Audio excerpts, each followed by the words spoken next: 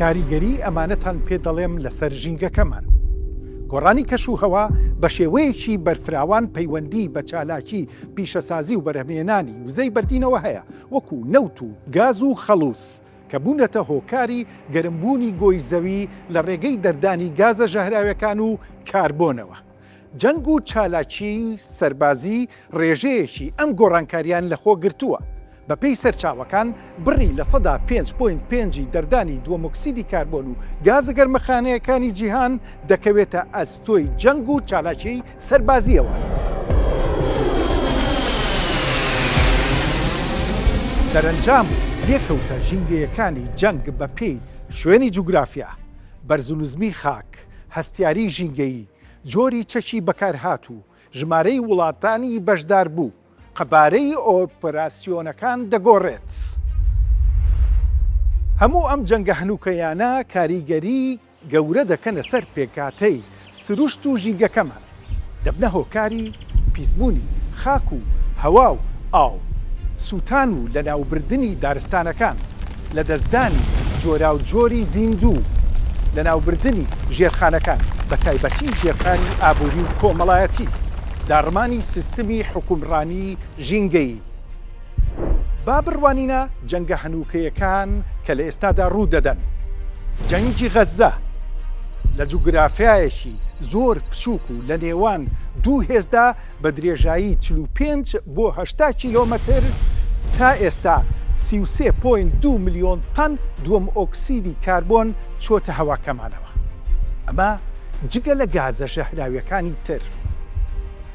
جەنگی بەردەوامی ئۆکرەین لە ماوەی 4 ساڵی ڕابردوودا بە درێژایی 1200 کیلۆمەتر سنووری نێوان رووسیا و ئۆکرەین، نزیکەی 237 ملیۆن تەن دووەمۆکسیدی کاربۆن چۆتە هەواکەمانەوە، جگە لە گازە مەترسێدارەکانی تر و پاژماوە جەنگەکانی تر. جەنگی ئیسرائیل، ئەمریکا و ئێران تێچووی ژینگەیی ئەم جەنگەی ئیسرائیل، ئەمریکا و ئێران هێندە قورسە ڕەنگە هەموو هاوکێشە ژینگەیەکان بگۆڕێت. ئەو ڕێژەی کە لە سەدا 5.5 دەردانی گازە گەرمەخانەیەکانی بەهۆی جەنگ و چالاکی سەربازی بەرز بکاتەوە بۆ ڕێژەیەکی زۆر گەورەتر. هەسارەکەمان بخاتە بەردەمی مەترسیەکی گەورە، بە تایبەتی لە بەرزبوونەوەی گازەکانی ئۆکسیدی کاربۆن و هەموو گازە ژەهراویەکانی تر. ببێتە هۆکاری نەخۆشی زیاتر و تێکچوونی ئاسایشی خۆراک و باری ئابووری تاک و کۆمەڵگاکان و داڕمانی کۆمەڵایەتی. لە تێپەڕاندنی یەک مانجی ئەم جەنگەدا ئێران زیاتر 190 شەپۆل هێرشی کردۆتە سەر وڵاتانی کەندا و هەروەها ئیسرائیل. ئێران زیاتر لە 5,000 ئامانجی پێکاوە بە ئاڕاستەکردنی 1170 موشک و 4,039 درۆن بۆ وڵاتانی کەندا و هەروەها 1365 ئامانجیشی لە ئیسرائیل هەبووە بە 600 موشک و 765 درۆن. هەر یەکێک لەم موشەکانە هەڵگری 250 تا 2000 کیلۆگرام تەقەمەنیە. هەروەها هەر یەکێک لەم درۆنانە هەڵگری 15 کیلۆ تا 100 کیلۆگرام تەقەمەنیە، کەواتە لە سەدا 75 کۆی هێرشەکان بۆ وڵاتانی کەندا بووە، لە سەدا 25کەشی بۆ ئیسرائیل بووە. هەروەها ئەمریکا و ئیسرائیل زیاتر لە 18,000 ئامانجی ئێرانیان پێکاوە. ئیسرائیل 6,000 جار هێرشی ئاسمانی هەبووە و ئەمریکا 1000 هێرشی کردۆتە سەر پێگەکانی ئێران و بەشێکیش لە خواروی عێراق. لە ئێستادا چالاکی سەربازەکانی ئەمریکا با بزانین چەندە.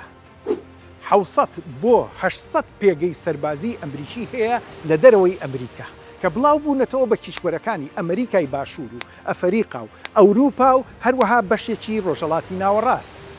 ئەم پێگە سەربازیانە پێویستی بە بەکارهێنانی وزە و گواستنەوەی بەردەوام هەیە تا بگەنە شوێنی جەنگەکە. هەروەها ئەمریکا 12 پاپۆڕی فڕۆکە هەڵگری هەیە. هەر یەکێکیان لەم پاپۆڕانە نزیکەی 80 فڕۆکەی جەنگی هەڵگرتووە، واتە کۆی گشتی 960 فڕۆکەی جەنگیە لەسەر ڕووی ئەم پاپۆڕانە. بێگومان ئەم پاپۆڕانەش پێویستیان بە وزەی بەردین هەیە کە بۆ ئەوەی گوزەر بکەن لە ناوچەکەدا. ئەمریکا چەندەها جۆر فڕۆکەی سەربازی وەکو EA-37B، FA-18، F-15، B-52، B-2، A-10، F-35، F-22 کە زۆربەیان بە وزەی چڕ کار دەکەن. فڕۆکەی وای تێدایە نزیکەی 7 سەعات لە ئاسماندا دەسوڕێتەوە.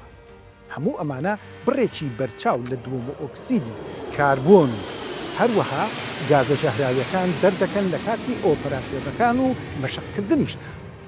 هەر لە سەرەتای هێرشەکاندەوە کە دەکەوێتە 28 شوبات تاوەکو ئەمڕۆ وڵاتانی کەندا و بانگەشەی ئەوە دەکەن کە زیاتر لە 6,000 ڕۆکێت و درۆنیان ئاراستە کراوە.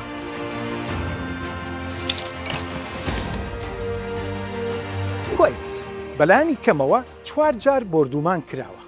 قەتەر 6 بۆ 10 جار شەپۆلی هێرشی کراوەتە سەر. سعودیە لە سەرەتای دەستپێکردنی جەنگەکەوە لایەنی کەم 10 بۆ 15 جار لەلایەن ئێرانەوە هێرشی کراوەتە سەر. بەحرەین لایەنی کەم 12 بۆ 15 جار هێرشی کراوەتە سەر.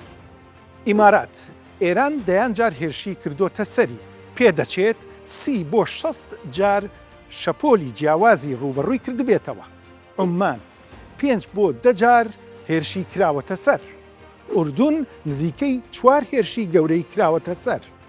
هەرچی هەرێمی کوردستانە زیاتر لە 180 هێرشی هاتۆتە سەر لەلایەن ئێرانەوە کە نزیکەی 450 موشک و درۆنی ئاراستە کراوە.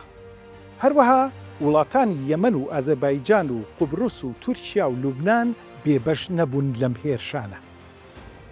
لێکەوتەکانی ئەم جەنگە کاریگەری هەیە بەسەر هەموو پێکاتە ژینگەیەکانمانەوە.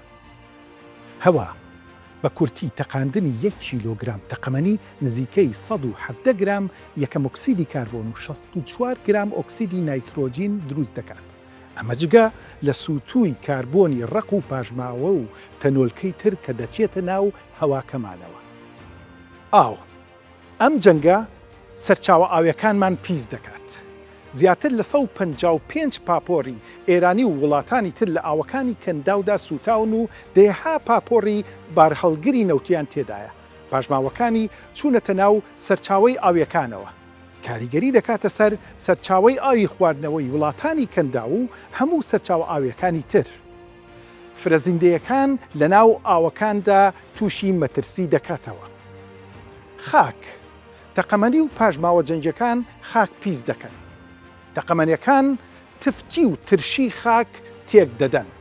خاچی کشتتوکاڵی لەناو دەبن. دار و دارستانەکان دەسووتێنن. فرەزیندەیەکان لەناو دەبن. ڕەفتار و پەیوەندی و هاوسەنگی ژینگەی تێک دەدەن. سەوزایی لەناو دەبن. بڕێکی گەورەی خاشاک لەسەر زەوی دروست دەکەن. جەنگەکان دەبنە هۆکاری وێرانکردنی بینا و ڕێگا و پردەکان. بۆ دووبارە بنیادنانەوە و نوێژەنکردنەوەی وڵات پێویست بە کەرەسەی پیشەسازی هەیە، وەک چیمەنتۆ. بەرەمێنانی چیمەنتۆ لە جیهاندا خۆی هۆکارێکی گەورەیە لە گەرمبوونی گۆی زەوی کە ئەویش بە ڕێژەی لە 100 کۆی گازە گەرمەخانەکانی هەسارەکەمان پێک دێنێت. کەواتە دوای کۆتایی هاتنی جەنگیش هەر کاریگەری دەمێنێت. پیسبوونی دەنگ و ژاوەژاو. جەنگەکان پیسبوونی دەنگ و ژاوەژاو دروست دەکەن. بەڕادەیەک دەنگەکان هێندە بەرزە کاریگەری دەکاتە سەر تەندروستی جەستەیی بە تایبەتی کۆئەندامی بیستن، هەروەها کاریگەری شڵەژانی دەرونی خەڵک و باڵندە و زیندەوەران. بۆیە دەڵێم ئەم جەنگە بەم کەرەسانەی ئێستاوە هێندە وێرانکەرە ڕاستەوخۆ کاریگەری کردوتە سەر هەموو بوونەوەر و زیندەوەرە ئەندامی و نائەندامیەکانی هەسارەکەمان. جا ئەگەر کار بگاتە بەکارهێنانی یۆرانیۆم و چەکی ئەتۆبی دەبێت هەسارەکەمان ڕوبەڕووی چ کارە ساتێک بێتەوە.